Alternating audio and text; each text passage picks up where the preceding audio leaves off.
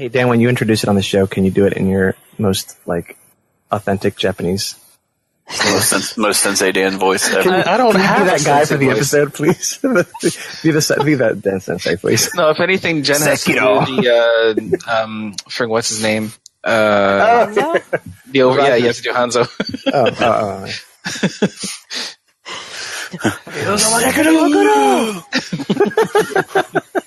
Which I still remember. You're welcome. We'll have to find a random way to rearrange that so it says something about Dan playing Sekiro. Try to put his last name and then Sekiro at the end. His last name? Oh, Jesus. The least Japanese sounding name ever. Just say it really angrily. It'll melt together. Yeah, just yell it. I mean, I think Sekiro could fit at the end. Ryuga Wagateki Sekiro, but I don't know about the rest. There you go. Ooh. There you go. Nameless. That's where it is. Is that the episode title right there? Ryuga Wagateki Sekiro! Yeah. And then, of course, we've said something horrible because we changed the entire structure of the Japanese sentence. So now we've said something horribly offensive. It's very likely.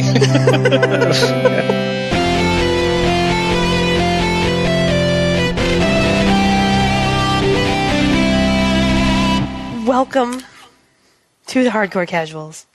Hello. It is episode... I can't drive 35. Oh. Yeah. 35. Sorry, what?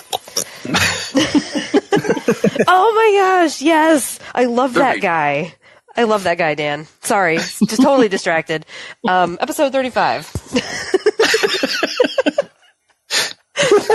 Off the rails, out the gate.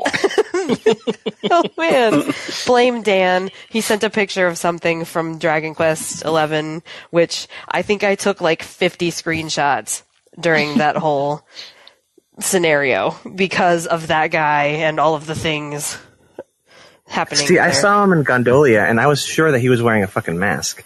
And then he started talking, and we said, wait, his tongue just hangs out that way the whole time. And he's got that weird...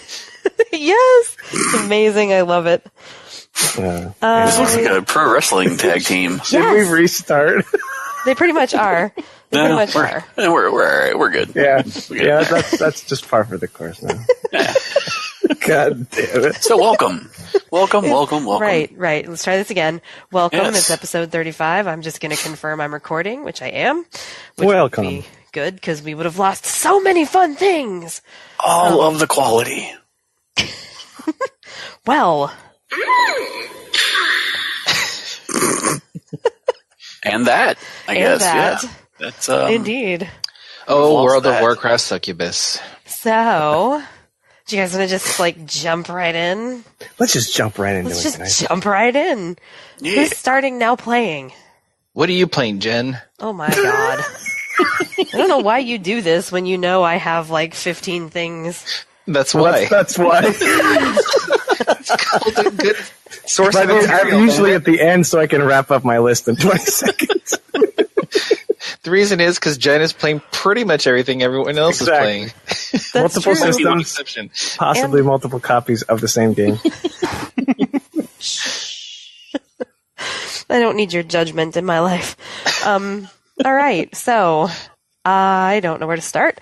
I will start with... at the beginning. Be right back. I'm going to take a nap while she does this. Oh, snap. Really, Dan? There's some fighting words right there.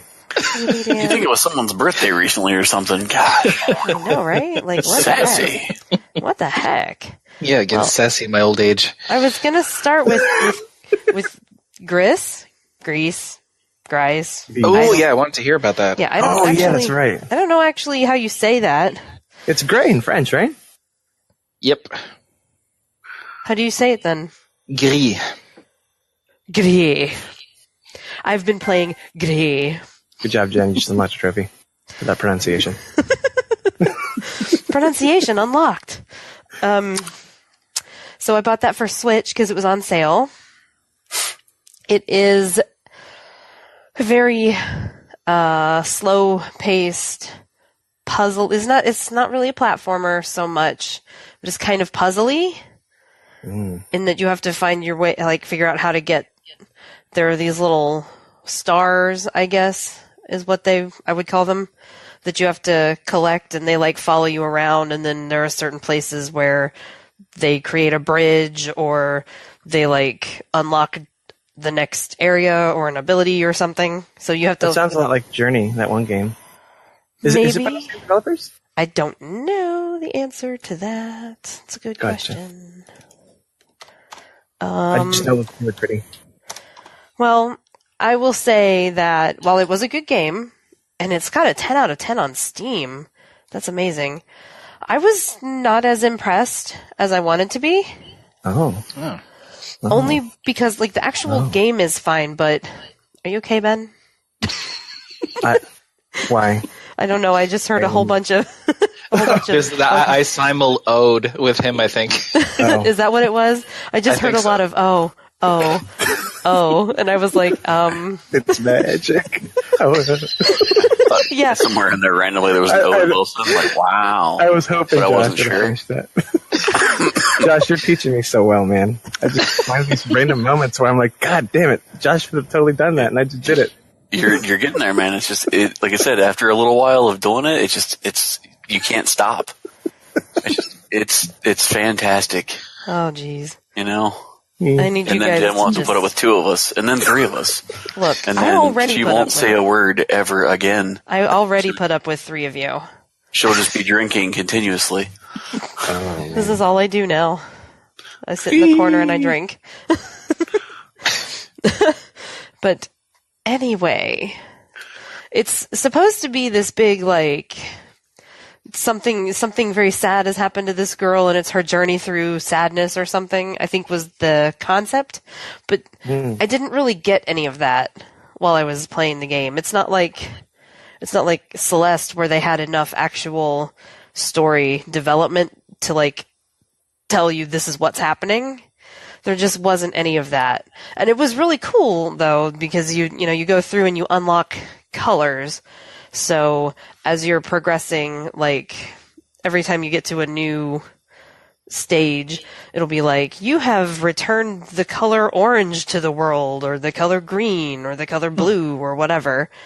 And every time you unlock and bring back a color, it kind of changes the way the world works. So, like, I guess the best example is when you unlock blue, it opens up a whole bunch of, like, water areas, because now you have blue water. Is it kind of like the Mario World effect whenever you found the switch plates, the colored switch plates? I don't know if that's a serious question, but not It is. really. No, like, you remember in the original Mario World, Super Like, Nintendo? I You found do. the little color plates, and then I all of a do. sudden The that switch- opened up That was awesome, man. Yeah. new spots to jump back through. You Yeah. have found Yellow Switch Palace. Yeah, I know what you're talking about. I just wasn't Okay. sure if you were, Nah, being was not going for the facetious portion. This just being a butthead, because it's a little early for I really that. can't tell. No, what bullshit? I can't tell with you guys anymore. God. But no, it's really not quite like that. But I guess if you had to compare it to something, maybe. I don't know. It was okay. I made it all the way through it, and I beat it. And if it goes on sale again for, like, super cheap, then I would pick it up, or I'd recommend picking it up and playing it, because it is worth playing. It's just not the most exceptional thing I've ever played. Right on. I just Yeah, I'll like check the that out. look of it from what I saw. The aesthetic it's- looked really well done. It is really pretty. That I will. Well, that give it and all just the- everyone keeps saying how amazing it is, but, well, it's got that 10 out of 10 on Steam. But Jen, what would you give it out of 10? 6? More than that. It's not that bad. The disappointment for me just comes in with the, like, story aspect of it. Yeah, I was kind that of is hoping, disappointing as well. coming off of Celeste and the way that hit me in the stupid feels, I was kind of hoping for something else to kind of do that, and it really didn't do that. So I think if it had given me more of that, I would be more pleased with it. But it was fun. It was fun. I liked it.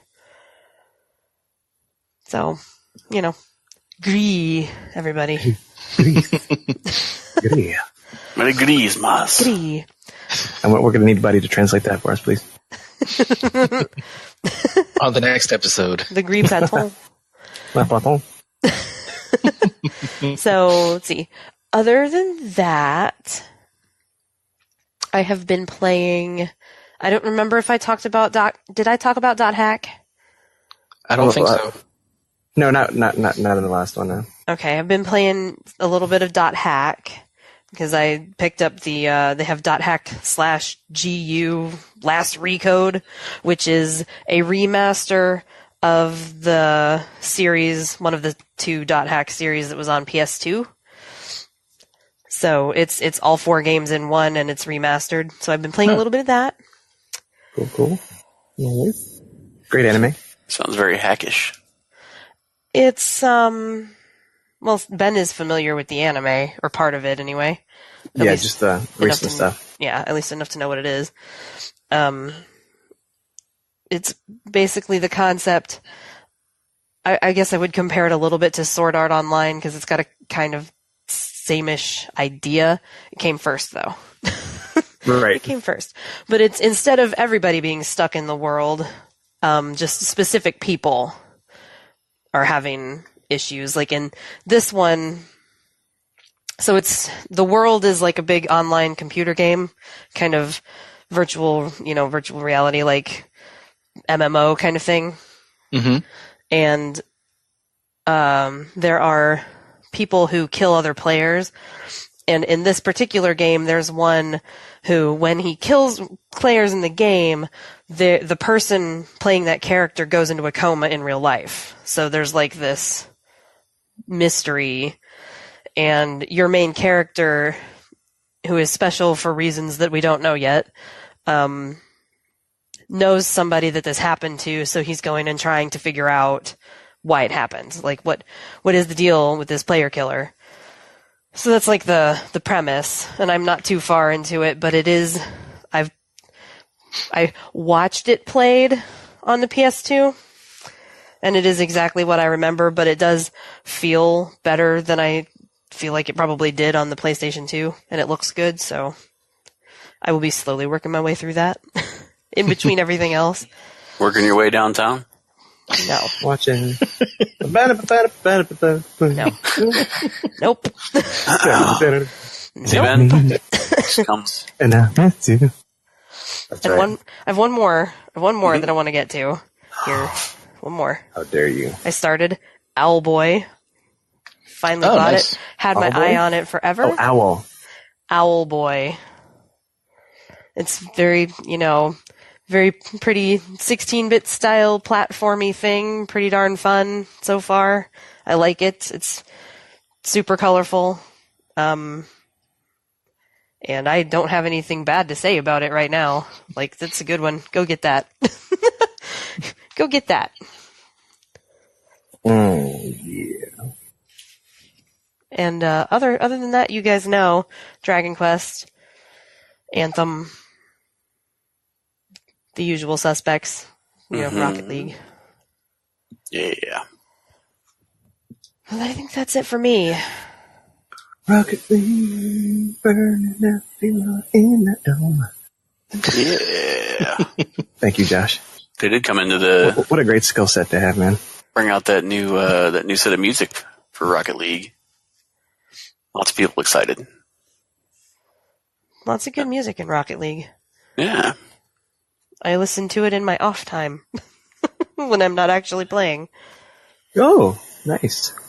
Yeah, I ran across the other day on Spotify. They had a whole playlist, Yep. a whole crazy Rocket League playlist of stuff Yeah. from Rocket League / Monster Cat. Monster Cat is a pretty. I mean, they're known, right? They're a music producer outside of just Rocket League, so it kind of makes sense that their stuff is bleeding out into the real world. And it's good. They're a lot of fun. I like Monster Cat usually has a lot of music that I like, so it works out. Yeah. So For anyway, funsies. who's next? You get to pick. I think the birthday boy should go next, but Yeah. I was leaning towards that, but then I was like, I wonder if Ben wants to go next. Should I pick Ben? Oh, I'm good. I'm good with birthday boy. Alright. Dan, then. All right. I've been bouncing around between Dragon Quest, Assassin's Creed Odyssey. I'm in the DLC for that now, and I'm kind of digging it. Anthem as well on occasion when we're grouping up, but the big one right now is Sekiro. Oh, yeah. I tried it. Yeah, I'm in love with it. As like, I think honestly, it's probably going to be the game that's going to make me go back and finally play all the Dark Souls games and Bloodborne and go through them, because I'm having an absolute blast with it. It is punishingly hard, but it's so satisfying when you get, as every little inch that you get through the map, every boss that you take out, it's just a total rush.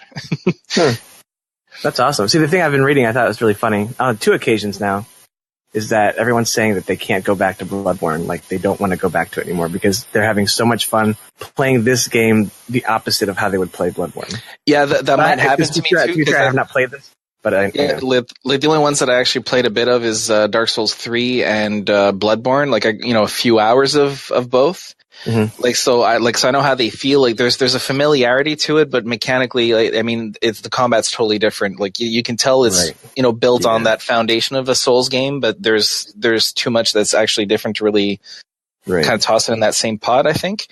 But just the fact that you're actively parrying, you're in your enemies' faces all the time. It's really, it's very high paced, and you're on adrenaline the whole time. So if you're interested in trying those kind of games, I think this is a good first candidate. If you're like me, who kind of dabbled in the others, or just if you flat out avoided them, I would give it a rental at the very least to see if this is the one that gets you into it. Oh, that's a good call. Yeah. There's a lot of people, I'm sure, are thinking, "Oh, it's another Souls game, so fuck that." But give it a try. Yeah, because I had in Souls like soon after it came out, when I was reading up on it, I was like, oh, I should try this out. Then I rented it, and within 20 minutes I brought it back. I was like, fuck this shit. And then it took me Bloodborne to come out to kind of get interested in all that again. Now, after that I picked up Dark Souls 3 and just started at least playing with that style of game more. And this is the first one that I feel like I definitely want to go through the whole way, regardless of how rough it might be. Nice, man. I tried to find it. I really want to, you guys are talking about it and making it sound like it's actually interesting. And while I am sitting here in my own little private world going, I really don't think I want to I want to actually get this game. I kind of want to try it. Well, what put me off of the Dark Souls ones so far, even Bloodborne, is getting to a point where there's some convoluted stuff where, oops, I killed this person instead of talking to them because I thought they were an enemy, and therefore I fucked up my ending. Or, there's something irreversible that happened that, I just was completely I killed them in the wrong order. That's it. That kind of stuff, which, the combat is hard enough. Like, I'm fine with, give me more of that, but less of the other stuff. And that's what, at least so far, Sekiro is to me. It's at least the parts that I played so far a little bit more linear. I know that where I've gotten now, things are about to open up. Like, I've gotten into the main castle area without spoiling anything, and I'm at Lady Butterfly as well. So I know that that's kind of one of the first major challenges after a couple smaller bosses. So I think things are going to open up and get more complex now. But I feel like it's more like the story's more cohesive. There's and there's a lot less of that RPG element of, min-maxing your stats and all that. You have one weapon, you don't get new armor, you just have like a toolkit that you're kind of gradually expanding as you play. My question was going to be is, because with the Souls game, I did enjoy them, but I did kind of, I was sad there wasn't much of a story to any of them. Like, I could give a shit about, I didn't follow any of the storylines with any of those games, even Bloodborne. Mm-hmm. But it seemed like, since you're not creating a character, there's kind of like a a cohesive story there already. So Yeah, is it actually something that you're enjoying, or is it something like, okay, it's there? But so far it's interesting. I mean, like it's not overly complex. You can kind of see where it might be going, but I mean, I'm only a few hours in, so things might change drastically as I play. But I think the fact that you're like a named character, you have a role in the story that's clear cut. It definitely helps push a narrative forward more. Right on. At least nice. in a more straightforward Japanese kind of presentation. It's not like I'm reading items or some kind of cryptic message or stuff like that, where you had to dig up and kind of decipher it all.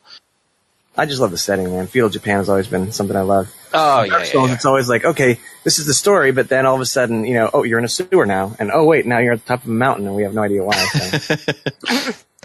See, I don't know. I feel like the Feudal Japan thing is what's really not doing it for me. I can take that era in games, like take it or leave it, because it's been done 1,000 times. Yeah. But in this, I mean, it's I think really the first time that I'm playing this kind of game, and it really feels like the combat is exactly how I've wanted, a Shinobi game to feel like. Can I just say, though, that Lady Butterfly doesn't look at all like what I had in my head, and I'm super disappointed. Oh, wait, is there a picture of it somewhere? Yeah. Did you guys send it? Yeah, she's been in most of the trailers, so I didn't kind of feel like I was supposed to bring up her name. In the chat. I was like, I'm about to look. I'm gonna look now. No, I can copy this picture and send it. I was like, what does Lady Butterfly look like? So I just looked her up. She looks like this little frail old lady that probably can kick your ass in a few hits. With knitting needles or whatever those things are. Oh, she's an enemy? I thought she would be a protagonist, because she was... Oh, okay. Interesting. She has wrecked my face 4 times so far. I haven't given her that many attempts, but she's a fun fight so far. Well, Buddy was saying he had a hard time with her too, right? I may have gotten lucky. Like, I got her down to 30% on her second phase on like my 3rd try, but I think it was more of a fluke than anything, because she can go wrong really fast. Yeah, like she doesn't look like much. Watch a video, see her in action. I believe you. I was really hoping for something a little more butterfly than just butterfly lady. In the sky. It's more just lady, and it's not even really just young lady. It's like old lady Butterfly. Lady Butterfly's been around a while. And to stick with the Reading Rainbow song, she does jump pretty high too. You could almost say twice as high. Oh man! Take a look. That was amazing. That's a lot of height. Oh boy! There it is. So yeah, check it out. I think it's a must try game at the very least. Right on. Oh, come on, Redbox, get it. Mm-hmm. What's that gaming service that you can rent stuff from? Is there a gaming thing? Like old school Netflix, you get the DVD in the mail, or that. You're talking about GameFly. GameFly, that's what it is. Is that still around? I don't think so. Oh, let's investigate. I think they are. I think that I can't spell. We can do like a free trial of that shit, and GameFly free trial. Here we go. They are still around. Oh yeah, Ben to the rescue. Oh shit! I just don't want to subscribe, but I guess I could do the free trial. Yeah, that's what I'm saying. GameFly guys, if you're listening, we're not sponsored, but just send that check. As I'm over here, I really don't want to actually subscribe to this service. Totally gonna just do the free trial and then cancel it. They do movies too. Wow. Send us a bunch of those games. It would be so cool if you could do digital rentals. Yeah. Well, I thought PlayStation did something like that at some point. Maybe not. PlayStation Now or whatever? Oh, that's what it is. Yeah, you can rent. Well, they have timed trials for some games too, but I don't think there's one for this. I didn't check. Jeez. $10 for $9.50 per month for 3 months, and then $15.95 per month after that. I saw that. Jeez. You know what? I spend less than that for my Netflix. You guys can fuck right off. We're not sponsored. And send us a check now. Fuck you.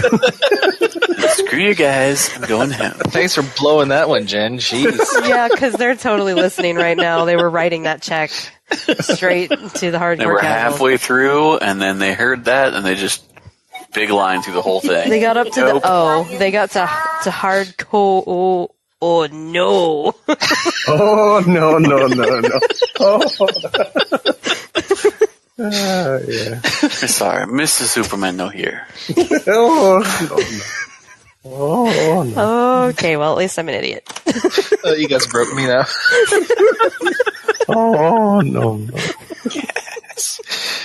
All right, Ben, your turn. Oh man.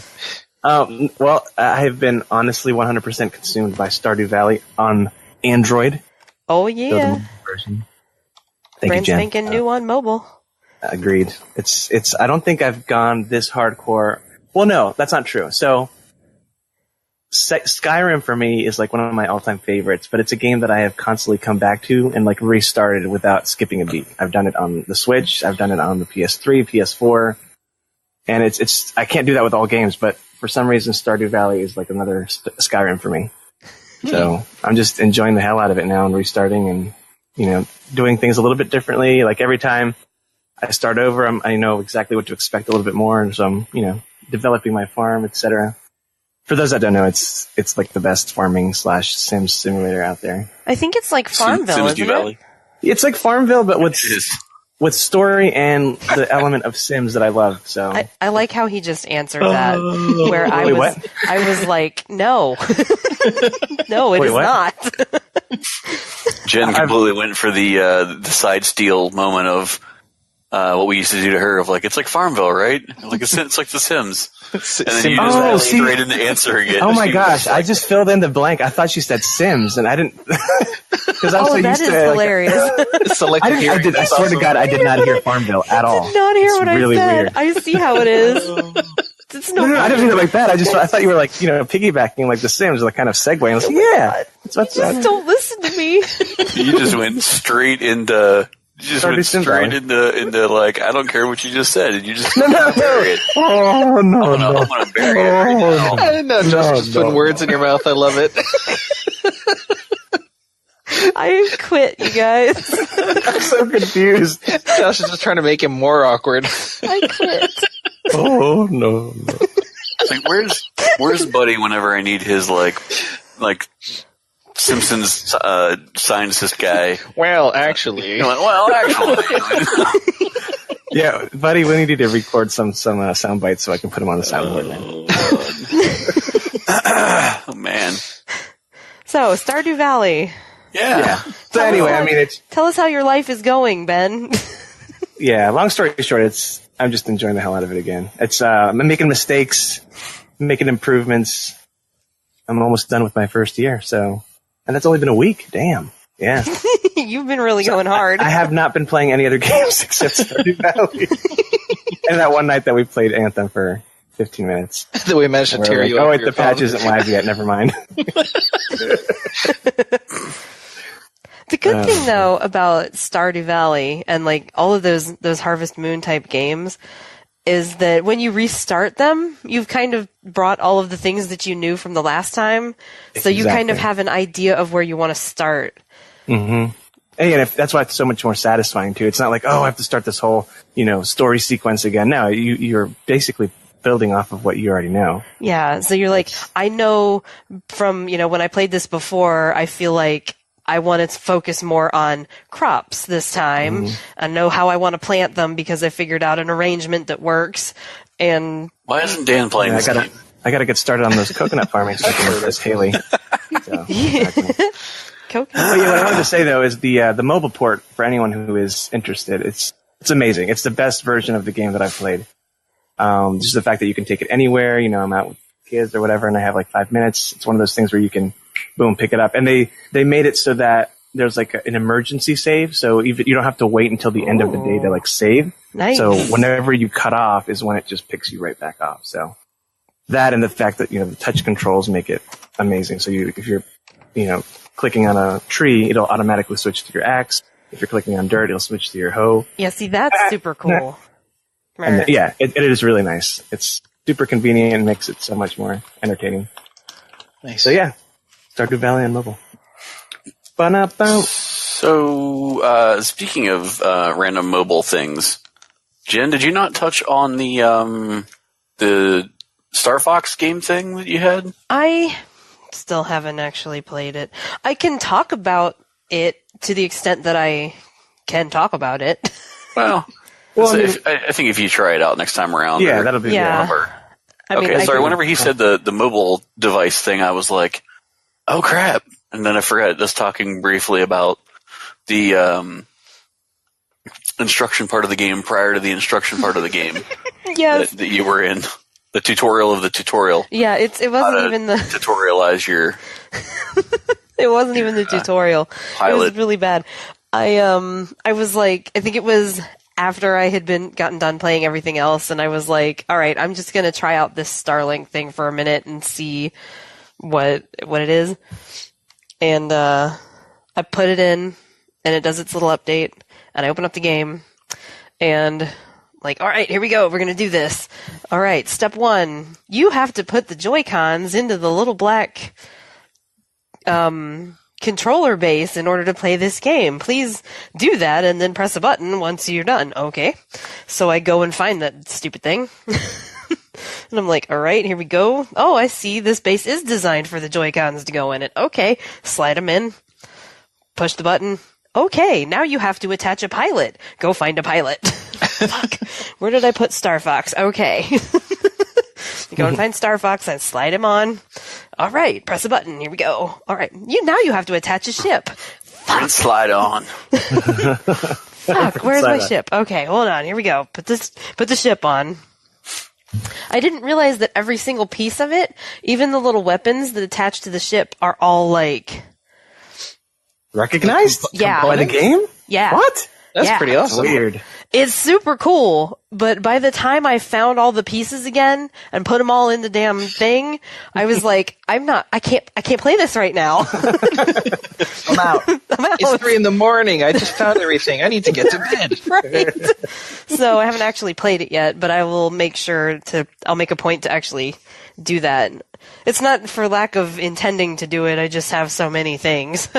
Is everything still intact, though? Because, next time you try to play it, if you got put all together again, you might just have a repeat situation.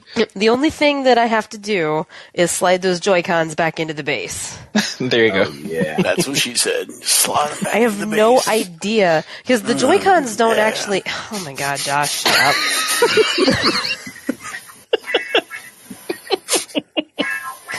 Just play that while you're doing it.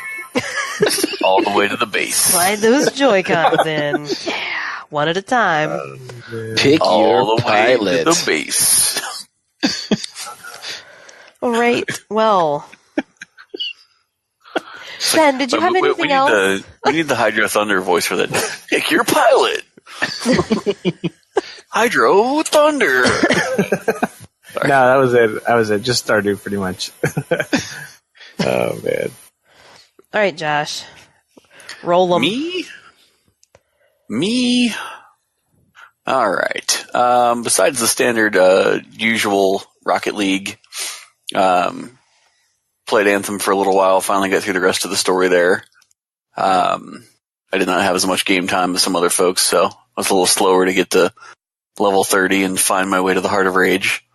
But it was still fun. Still having a little bit of fun with that, but I'm still stuck on kind of just using one javelin. So I've not switched over to use any of the Storm stuff or the Interceptor or... Yeah, me neither. Not a big fan of the Colossus one. Funny story. I think it's just... Oh, no, sorry, Matt. I think it's just trying to deal with not having a shield that I don't have to, call up. Oh, yeah. So I get used to using some of the other characters that have a built-in shield that's standard kind of Halo, Destiny, etc., where if you're not taking damage, you can stand off for a second and your shield will regenerate. Mm-hmm. So I get into it with the Colossus, and all of a sudden I start getting melted, and I'm like, why is my shield not... Oh, wait, I don't have a shield pulled up in front of me. So it's just been kind of my thing with that. But no, it was enjoyable. The story was good. The rest of the pieces of that story and kind of how everything rolled through were pretty good. I gotta say, all of the hate that was still out there that people were giving it, I still don't get that. Yeah. Whenever it first came out and it was a little choppy, shall I say. You had the instances where you'd play for a while and trying to close application on it, like it would close your PlayStation down. That was a little annoying, but man, they put in that first patch and that went away, and it just seemed like the rest of the game was fine from there. Besides some little audio glitches. Mentality, man. That first unfortunate day one thing, and everyone just had a great time cashing in on all that hate on YouTube, and that's it. So, and I'm going to use that to open up the other thing. So I got excited whenever Dan was talking about playing Sekiro, and I wanted to go try to get into that action, but trying to hold off on that right now. I briefly talked before about, waiting for funds from kids and surgery, etc. So, right. Kids are all good, no worries. But you beat me to the question. yeah, everybody's good. We're almost at the end of the tunnel, so nice. Hopefully, my income will recuperate at some point soon, and I'll be able to get in some of these games. But so I decided to Redbox it and look up and see, and they did not have it in Redbox, so I was saddened. But I started looking around at some other stuff that was in there, and the one game that I did not think I would end up playing, but I bit on everybody else's happiness for a bit here, was The Division 2. So I'm currently playing it right now. It definitely reminds me of Division 1 a lot. Gameplay, control, etc. I mean, they added a couple different things in here. They added in a kind of a parkour mode, if you will. So before, where you had to run up the stuff and then like hit circle, or depending on your control orientation, you had to hit a button to be able to mount objects or jump over them or whatever. Now you can have it where you'll auto jump over stuff or auto slide over stuff if you're like running up to a car hood or things like that. Nice. You still have to like run up and hit square and mount against things, and I still have my hatred of that from the first Division game, where you're trying to break away from something to go attack something or move or defense, change your defensive position, and it's like, what, you want to mount on the other side of this box where everybody can shoot you? Awesome, let's do that. So I still have some issues with that. They added some skills to the skill tree, different things you could do. Before, you had like the little rolling turrets and seeker mines and things like that. Those are still here. They've added a couple of new ones that have been entertaining so far, drones and things like that. But the biggest thing I've seen so far has been that some of the enemies have they've got smarter. So the first one, they really didn't have an answer for like the rolling mines or being able to throw out the little turret and attack the enemies that way. So they just kind of bum rushed you with more enemies to make it harder. Well, this time around, what they've done is they've actually equipped some of the enemies where some of these guys, like for instance, one of them has little like remote control truck bombs. So every so long, you'll see one of their indicators go off next to their head, and randomly this, remote control car will come riding up the street next to you and explode. And so you have to worry about that. These guys must be like Major League Baseball players, because they can chuck grenades for days. I hated that from Division 1, man. Yeah, I mean, this guy, I think this guy threw this grenade like a mile, just almost hit me with it. Like, geez, man, you should get you a couple mil. Pick a sports team and go. Do they still have the shotgunners that would rush you and pretty much one-shot you? Because that was a point of frustration, too. They still have enemies that rush. I haven't seen any shotgunners. I've seen a lot of guys with, melee weapons? Riot batons and things like that that'll come after you. Actually, getting bum rushed by one of those right now. So they'll come up and try to get you with the riot baton, and they'll get halfway to you, and then they'll stop, and then you'll see they'll stop and take pills or something, and then it boosts their energy and boosts their shield ability. So it's a little crazy with that. So, okay. But I mean, overall, the gameplay isn't bad. it just reminds me again and again of just Division 1 all over again. Story feels very the same. You know, if you had the story from the first one of kind of like somebody poisoned the water hole, aka, you know, somebody backstabbed somebody else, and, you know, now you get to figure out who that is and why it happened. And this is kind of more post-apocalyptic style. Instead of it being New York, it's DC. Does it have anything to do with the dollar flu epidemic? No, I haven't seen anything out of there, although there are epidemic pieces. Basically, what they've come around with now is a lot of the issues that you were running into before with the dollar flu of things getting shut down. You know, you had hospitals get overrun with people, pharmacies get overrun with people looking for stuff, so they couldn't recover or recuperate from all that. So stuff started shutting down, and then you started having people that were like taking vigilante type. I mean, pretty much just what happened in New York, but it's happening on a grander scale. So you've got your same sets of like, they're not the cleaners and, you know, the sanitation workers or whatever that are attacking whenever. You've got a group here that are called the hyenas, and they're just basically trying to scavenge what they can from other people or kill other people and steal their stuff, type of a deal. So it's very similar to the first Division game with that. Like I said, it seems like some of the enemies are a little tougher, some of the engagements are a little tougher, but it does seem very similar storyline wise. I haven't got far enough into it to see where the double cross happens, but I definitely have this feeling that a double cross is on its way. Like Division 1. So, yeah. So, I did get a good chuckle, and this is the one thing that Jen wanted to remind me of earlier.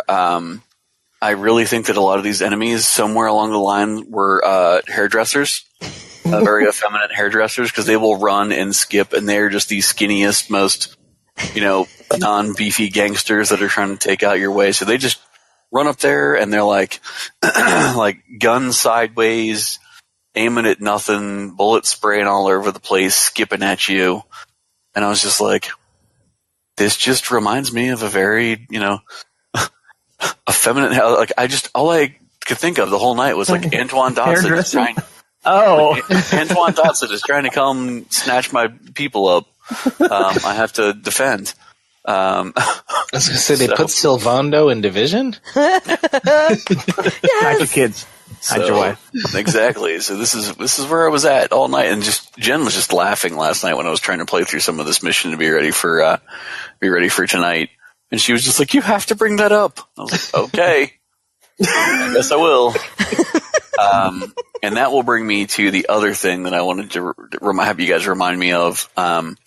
The one thing that I absolutely hate is Monster Hunter. That too. But if you've ever had one of those like auto dialer things, or the robot voice where whenever you click on something, it was like the Stephen Hawking voice. Mm-hmm. They have incorporated that into all of the side menus. All of the side menus. So whenever you go to like change gear for your character, or you want to like look at something on the menu, whenever you just highlight anything, it's like Stephen Hawking voice. And it doesn't like give you a second to say, "Oh, I want to click this, and then wait for it to happen." No, it's as soon as it highlights. It's just like, "Oh, you might." Are you sure you didn't accidentally enable an like a handicap setting or something? No. This is straight out of the gate. That is hilarious. Yeah. So I was just Does it read off what it is to you? So it's like, yes. AK. That sounds like the text-to-speech thing that PlayStation does. And it's not inside of the menus. It's like the menu itself. So like if I pull it up and it's like, oh, click here to inventory, skills, your loadout. Inventory. Yeah, progress. Oh my God. Any of that stuff, it's like progress, like inventory. Like it's just like in like the worst Stephen Hawking voice you could have. I'm just like, oh my God. I'm like, will this stop? And I haven't found a way yet to turn it off. That is funny. Yeah. It's awful. I mean, I'm sure it's annoying as hell, but it's funny. All of the above, yes, and yes. Inventory, skills. Honesty. Armor. Honesty. Yeah. Armor, inventory, armor. Skills. Inventory. Settings. Like, oh my God, I will this. have to see if I can like neutralize it here and like, or single it out and give you guys a screen, just a touch of what I'm talking about. I'm in a bit of a firefight right now, so I can't exactly just pull up the menu and get shot in the face while this is going on. Well, I don't see why not. Well, I mean, I guess I could, but priorities. Do you not understand? Yeah. So that was it's under audio. Thing. Yeah. It's under audio, and you go to. Oh no, it is an accessibility setting. Is it? Is it just automatically turned on? Menu narration volume, and you just turn it all the way down to 0. Oh God! Wow, so they just have it on by default? Yeah. That is so crazy. They do. I guess they just expect that their audience is going to be special. I was going to say that sounds so weird, but they would just. They would just do that.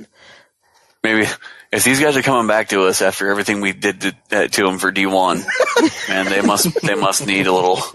Maybe that's what it is. They're like, you know what? We're gonna make this game. We're gonna make this accessibility setting, and then we're gonna turn it all the way up by default because it's gonna be inclusive and awesome, but it's also gonna drive them crazy. And it's our way of getting some small revenge.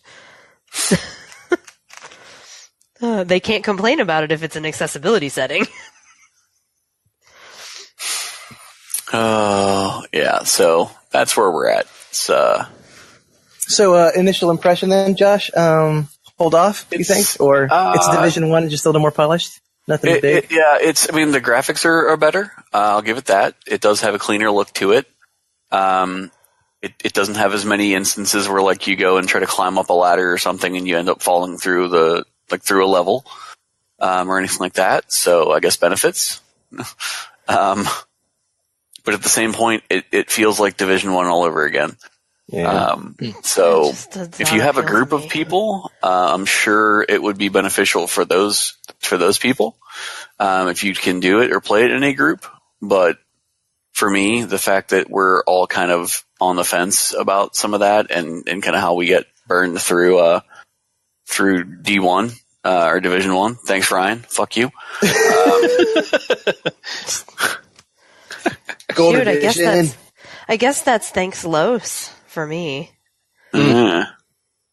Thanks, well, Los. once they got that was a 1.8 patch, like that one, the one that fixed everything made it fun. But then, for me, it was a little, too late. Nobody was playing at that point. Yeah. And if we had a group that came back to it and stuck to it, I think I would have liked it more. And I'm still interested in Division 2, just obviously not at launch. But I'm curious. I do want to rent it at the very least to give it a proper shot and see. Well, with Josh playing it now in our group, I think Carlos, Jake, and Ryan, I think was pretty good chunk. Up, so I mean, that'd be Yeah, I think there would be people want to play it. I would definitely exercise caution. I would definitely say to rent it. So if it's one of those things that you're interested in trying, but you were worried about being kind of turned off by what happened in Division 1. I would definitely red box it or something of that nature. I guess Gamefly, maybe we can get them to send us checks again. But I would definitely do something like that before you go and spend the coin on the whole thing. I mean, I guess if you check it right now, Redbox has got 3 days for $7. So, I mean, if you're gonna get Sekiro and Division from Gamefly, you're gonna have to bump that up to the 2 games at a time for $13.50 for 3 months and $22.95 per month after that. And that one says it's the best value. I don't know. Not convinced. Just buy the games. Sounds like lies to me. I mean, we're losing another check, damn it. Thanks, Jan. Look, I'm just curious to see what the reviews are all like ranting and raving about, saying it's the best looter shooter, redefining the genre and all that, man. Yeah. Hashtag it's not Anthem. That's his fucking headline. Yeah. No doubt. Bro. That makes me beating that horse, man. That makes me so insane. And as much as I like those guys, I'm so mad at them right now. Like I'm still mad at them. I agree. I was like, they were one of my favorite channels on YouTube, and just that whole Anthem saga is like, the scarred me a little bit. Which I thought they were above that. Yeah, and that's what kind of like if fall from grace kind of thing for me. Like they're so I watched funny their Sekiro video because the layman guys did one about that. They poked fun at themselves, but in the last 30 seconds of the video, they had to do an Anthem joke. Oh god. Anyway, Yeah. So, in return, try it before you buy it, unless Division 1 was like your jam, your favoriteest game to. Well, I shouldn't say that. There are small ears present, maybe. Anyway, try it before you buy it, kids. Small Always ears use protection. Yeah. present. Always use protection. I got my 9mm automatic. Anyway. So do we have anything else that we were playing that we missed? Unless you wanted to talk about Spider-Man, I think we covered everything. Yeah, I did start playing Spider-Man, but I've only got like 10% into it, so I'm going to give that a few more. Yeah, I didn't. I was just putting it out there just in case you had forgotten you started it. Look at you thinking about me. Oh, for goodness sake.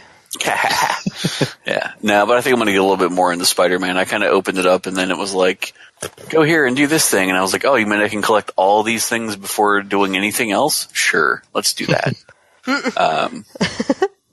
So I kind of did that, and it told me I'd completed like 12% of the game just by doing that.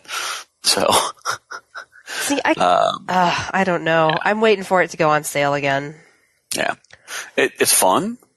I didn't collect any of the stuff. I mean, I did a little. You didn't?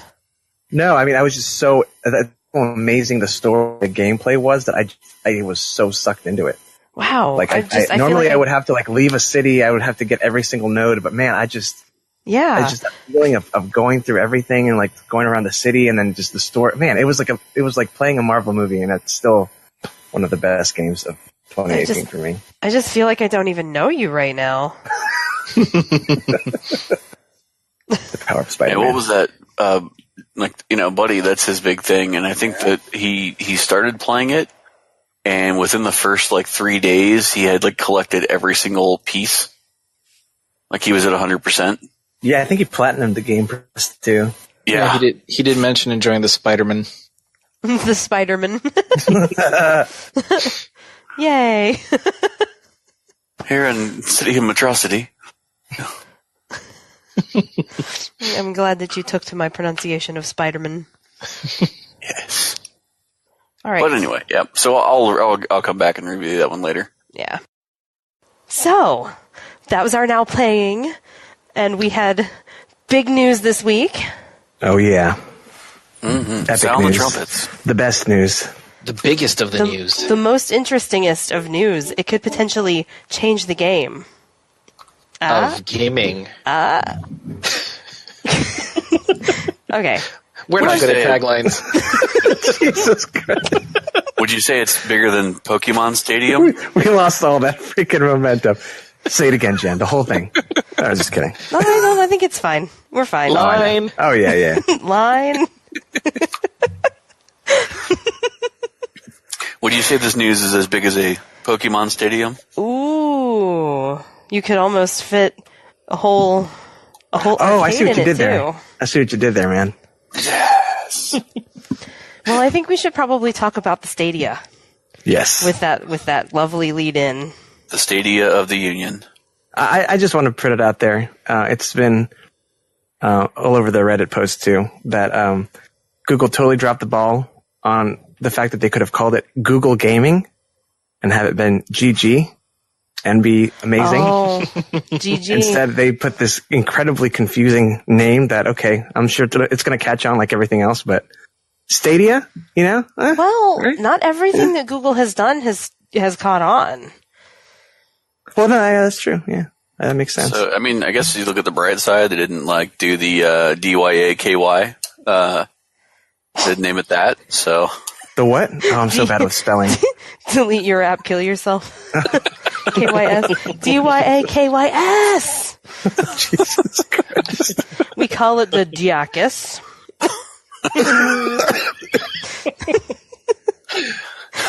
As people ask, what does that mean? You know what, though? There's going to be some weird kid somewhere that's like, Mom, I want to buy the dick ass.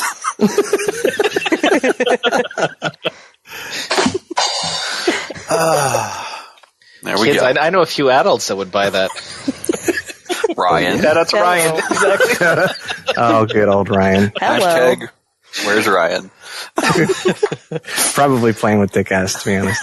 He already has it. He's in line for the dick ass right now. He's invited to the alpha. Oh, God. Well, anyway, Google Gaming. We should talk about what it is, right? Gaming. Yes. Who is in a position to give a good overview of the Stadia?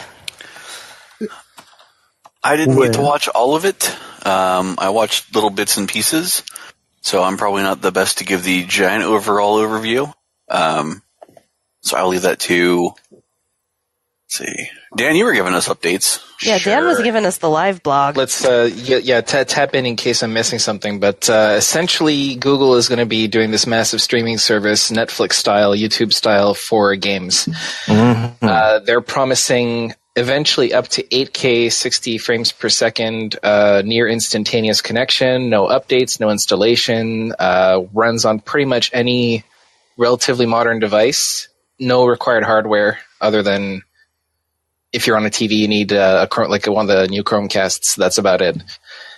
Well, the controller, the big thing about the controller is that it's promising zero latency, which is the big one because it connects to Wi-Fi as well. So you're having both things connecting to Wi-Fi, and you're having that, strict zero ping. Which is awesome. On paper, it sounds great because they're also talking about being able to do 1080, 60 frames with only 25 megs down, which is pretty good. But, we'll see in practice if that's, reality or not. But I mean, all the ideas on paper sound great because not only are you able to play things almost instantly, the whole back end that they're trying to do for this as well is that streamers can play with people live, like in kind of a lobby. You can share your gameplay instantly as well at 4K as well. It's just, the Google flexing their hardware and everything. Oh, yeah. Yeah, the amount of things that you can do or supposedly can do with it are kind of impressive. I remain skeptical. Oh, yeah. And I think everybody is, really. Yeah, the part I saw was the video with the dude going back and forth from the laptop to the phone to tablet. Mm-hmm. I did think that the little docking piece was pretty cool, where they had like the control, and you had like a docking bay that you could attach your phone to it or attach your tablet to it. Mm-hmm. I did think that was a cool effect, but I was a little worried that like what they had going on, it was almost like seamless from one spot to another, and I'm worried that that's just like a video they put together where they knew where they could stop and pick up. Nah, I don't think so. Well, the whole thing about that controller is that once it's connected to Wi-Fi, like that controller is always connected, so you don't have to like repair with a tablet and then pair it with your TV or it's always connected to the game. Mm-hmm. So you can literally just go from your TV and say, "Oh crap, I have to take a dump. I gotta get my Pixel phone, take it with me, and I have my controller already connected, and boom, it's just seamless, Mm-hmm. So I don't know. It seems unbelievable, but man, if it's real, well, if there's one company that can pull it off, it's them. You know what I mean? Exactly. Like, they've got the resources to. I'm not skeptical. I'm just cautiously optimistic. I want to say, there's things that can go wrong, but I mean, the demos they showed, everything they're promising. I mean, Ubisoft. Well, you played it, right? Didn't you play that little? I mean, no, I couldn't. It was like a very rough, not even the actual thing, but the whole. Oh, you didn't get to play it? No, because it was limited to US. I tried to go through VPN to try it out, but those who did try it said it was great. And this is, you're playing the new Assassin's Creed at, I'm assuming very high settings, and it was very fluid. Like, people were saying there were no hitches at all. And that was just, part of what the whole package is. Yeah. So based on that, I think the potential is definitely there. My concerns are mainly with if they're treating it like a streaming service, well, how, do they pull games off from time to time? Is there a concept of ownership to any licenses, or is it really just you're paying the monthly sub and then that's it? Yeah. You have access to what's there or not. That would be a bit of a downer if, like, you pumped a bunch of time into a game and then all of a sudden it was gone off the library. Which at least those people that have the physical media or an actual, like you said, an ownership right to that game, like being able to go back playability wise would be great. Right. But if it's on my hard drive because I downloaded it, like, you can't, you can't take that away from me. Yeah. Well, who knows? They might also do like a dual kind of system. They might make it a sub, but they might also make it that you can buy your license and have it on Stadia instead of, say, on Steam or whatever else.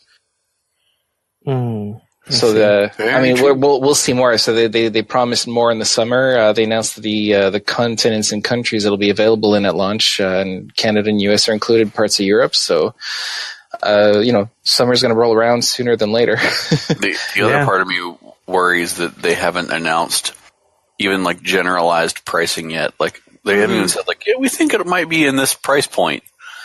And so that's another thing I'm just kind of like, I think I'm not really worried about that. I mean, I think it's going to be pretty cheap. Like they make a killing selling like all of our data to Gmail, like their Gmail, YouTube, they sell that stuff. They're making so much money. So I don't think it's going to be a matter of, I think what Dan's saying is the big issue. Like, would you say it's GameFly cheap? I'm thinking, honestly, I'm going to say $9.99 a month. That's my guess. That would make sense, or maybe even $20 a month, because I think they're going to try to go for wide adoption out the gate rather than making money off it. They want people to jump in on this and like it. Right. And the big thing that they're trying is reaching out to like countries like India, countries that just got access to reliable internet and don't have the money to actually shell out for a PS4 or an Xbox One X or anything, but they'll have $9.99 a month to play these AAA games that they've never been able to, and it's they don't need that that much of an internet connection really. So right, and it's kind of obvious that their thought process is things like a Chromebook or right, exactly. Yeah, like things you don't need the hardware. Yeah, right. It's not an expensive machine, fairly accessible to people. And if you can play freaking high-end games on a Chromebook with that, then that is definitely going to be a big selling point for people. I know who this is going to affect heavily, and that's going to be Sephifa. Ooh, yeah, that is a good point. He lives out in speed, right? West by God, Virginia, with his 2 cans and a string. Internet. His Sam's Club, and he I think he was trying to upgrade to Campbell's soup cans over the winter. Yeah, getting the name brand ones because those Great Value were not. The tin is just a little bit thicker and more resonant. Yeah. So I used to joke around with him because one of my good friends from high school is his cousin. And whenever he would come visit his cousin, he would bring his PlayStation so he could hook up to their internet and download all of the updates and all of the everything that he couldn't get from his games, because he could just load it like 100 times faster here than he could out there. So I wonder if that's going to usher in more people in different areas like that. They're going to start asking for higher bandwidth from internet. I kind of wonder what that's going to usher in, and if that's going to start pushing. I know they got like Verizon Fios and other areas that are pushing like 100 meg or 200 or 300 meg or whatever it is with internet, but that's not everybody. That's more like metropolitan spots. Yeah, so it's the same thing up here in Canada too. It's a priority for the more rural areas to get high speed internet. I think they're promising it within 5 years now. Yeah. But I wonder how much that's gonna. At least they've got plans for you guys. Mm-hmm. Yeah. Like my family is out in BFE nowhere, and they can. I don't even know. I'm assuming dial-up still exists, but they don't have it anymore. So, so they have no internet out there. It'll be interesting to see how that gets played into it, because, some of these areas, like whenever I moved into this neighborhood, the cable company I had, they told me that the highest speed they had was like 3 megs, and I'm like, that's not going to make it. Damn. No. Yeah. That's 3 megs down. It's probably like 1 up. Yeah. Oof. So, luckily there was another option that was able to get 100. So, yay. Oh. But Nice, at the same point, it's like, I'm lucky enough that I live close enough to a city to have that. Right. Whereas, I just wonder how that's going to also alienate a number of people. So. Got to get those megabits, man. I also wonder with that too, people that do professional gaming and have like dedicated servers and things like that, or they have some companies that sponsor them and they get a sponsorship to a server where they can play at a faster rate, without all the bandwidth issues of other people on some of those networks. I wonder how that's going to affect, with the Stadia, how does that work? We start load people in there. People get sponsored by like an internet provider kind of thing? I had a friend of mine who used to be a streamer for Unreal Tournament, and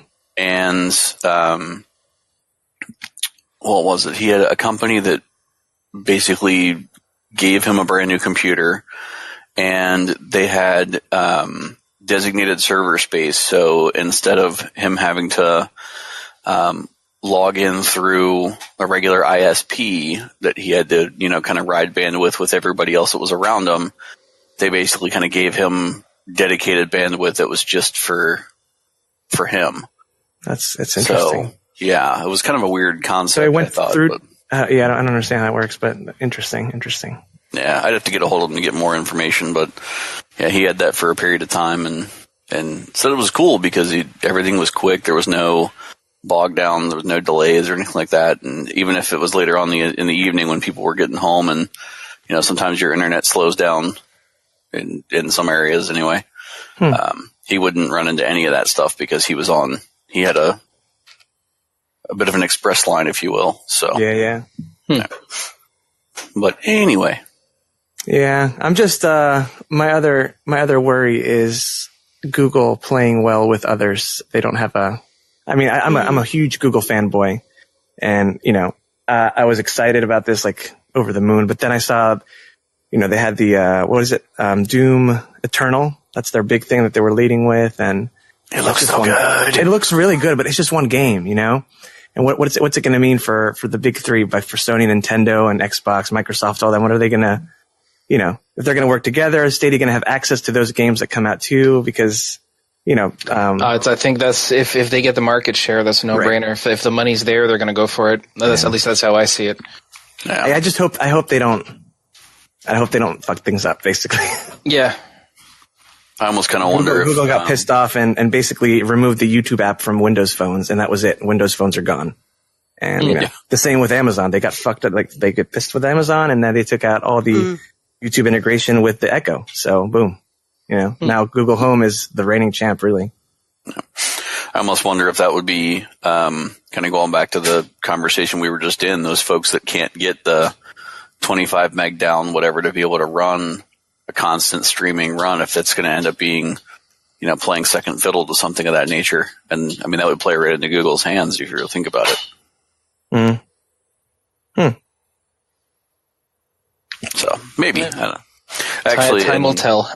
Yeah, and I'm excited. Too, the other news was Apple's new release. Yep. Or new that's right. And I was getting there.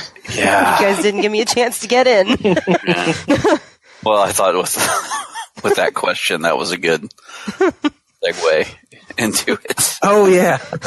I'm like, and waiting for my chance to and then.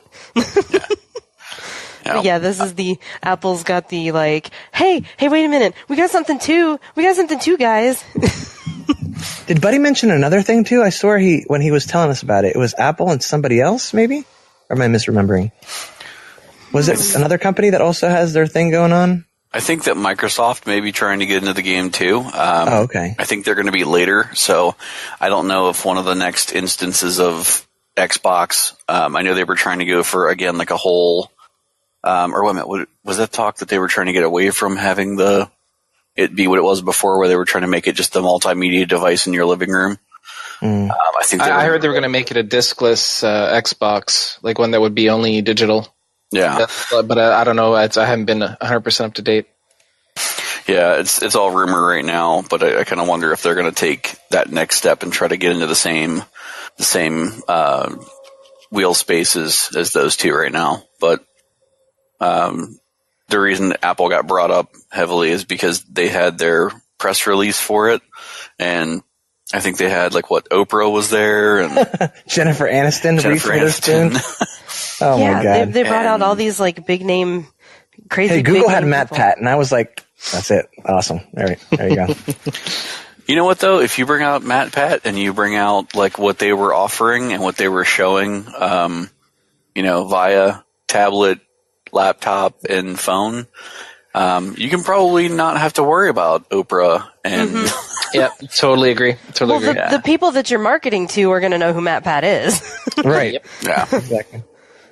Matt Pat's cool and does a lot of good things.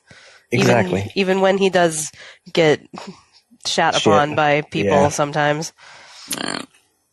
I mean, I don't know what they're thinking though. I really, it's probably because I'm a Google fanboy, but I really don't think Apple's stuff or anyone else can really do it the right way that Google's going to do it. I don't think Google's may not do it, but I think of all those companies, I think Google's the only one that can really have a chance. Well, here's the problem with Apple. Apple Arcade has to be done on Apple devices. So again, it's Apple being Apple, and it has to be within their little framework and all of their designated in their sandbox. Yeah, they do not play. You talk about, the potential for Google to not play with the other kids. Apple does not even know the other kids exist. Apple is in another country. Apple is the bubble boy. Right. Apple has never seen the outside. This whole thing harkens back, at least my take on it, is if we go back to the 80s, whenever Apple had this great idea and they were going to produce this product, and Bill Gates jumped in front of them and said, well, we're going to do that too, but we're going to do it better. And then they made the first iteration of Windows, and Apple was crushed. I mean, for the longest period of time, Windows jumped in, and then every other PC wanted to run Windows, and it took so long for Apple to even come out with a version of Windows. Or even come around the curve to try to come back in ahead of this thing. I mean, before Windows, all the computers in school were Apple, right, or Mac or whatever. Yeah, they were. They were all Macs. That was the original home. Fucking Oregon Trail, right? Math Munchers.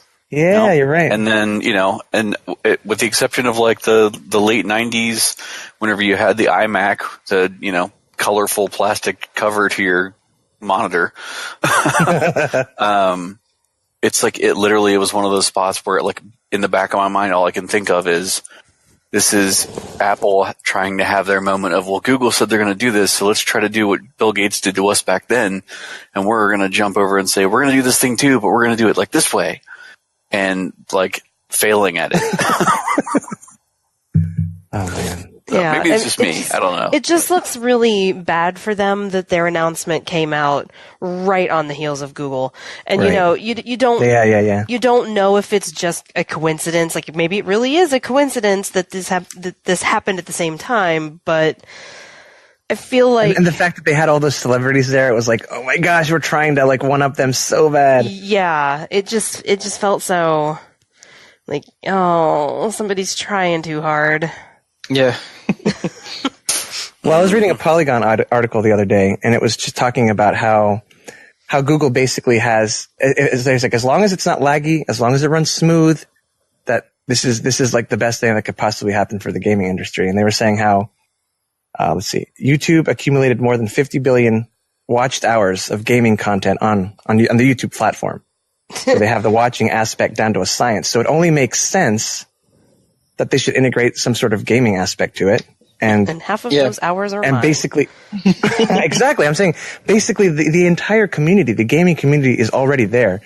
So it's not necessarily about Google Stadia. It's about the future of YouTube. So YouTube is going to morph into this this kind of thing, this platform. So yeah, they flat out said that. Yeah, like right. You watch an ad for a game and you have the play now button, and there you are 5 seconds later. It's they want it to be seamless, like it's like sharing a web link. Exactly. So I mean, that's going to work for people who have YouTube Red already. Oh yeah, I do. I do have that service. You're supposed to watch it, not read it. Or not? Is YouTube Red still? No, it's YouTube Premium now. Premium. Okay. I was like, wait, I feel like that's not right anymore. Yeah, they dropped that when everyone was like confused. She just kept going. She wasn't even going to acknowledge that one. Nope. Jen doesn't feed the troll. Nope. Sometimes I do, unintentionally, but this time no. I like how he made sure to bring it up, though. Like, she's not even going to listen to me. Nope. Yep. I just thought there was a collective inner groan from Dana and Ben on that when I said it, and there was a little hitch, and you're just like, nope, I'm going to keep going. I'm going to push right on through.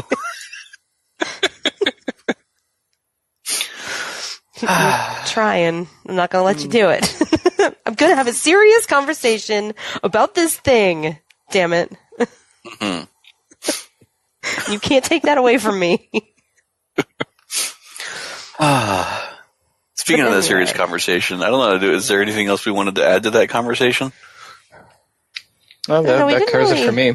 Yeah, I don't know. I'm really curious what Apple Arcade has, because they're saying that their games are going to be exclusive. So they're not even promising like, yeah, you're going to be able to play all the newest, stuff that everybody else has. No, they're saying their stuff is exclusive. But is it going to be like app-style games, like phone games, or I don't know. That's the thing. Because if that's what it is, then yeah, I didn't read up on it. But if that's what it is, well, no thanks. It doesn't really make it clear, but they did list some of the developers, and it's like regular game developers, like your Konamis and whatnot. And I can't find. A lot of those already have big mobile divisions. So yeah. Yeah, I can't find the article now that I was looking at. Well, it's another one. I guess we'll have to wait and see what happens. I'm sure we'll hear more and more news about it before it even gets here, and we'll have big reveals about what that's coming through, and it'll probably generate many, many more talk before they're even out. So, let's see what celebrities they book next. Mm-hmm. Oh, here you go. More than 100 new and exclusive games made by well-known studios and developers, including Annapurna Interactive, Cartoon Network, Konami, Lego, Sega, Hironobu Sakaguchi, who has something to do with Final Fantasy, and, well, Ken Wong and Will Wright, who I don't even know who they are, so. Well, hey, maybe it'll work for them. Only time will tell. Yep. So, I don't know about you guys, but I think that was a fun episode. I concur. Yes. Anything else we need to throw out here before we're done? Oh, think so? I don't think so. All right. See you guys next show. We'll catch you then. And bye on behalf of Ben, who's having audio issues. Aw. Wait, I can pretend to be Ben. Bye, guys. Take it easy. Take it easy. There you go. Yeah. Later, all.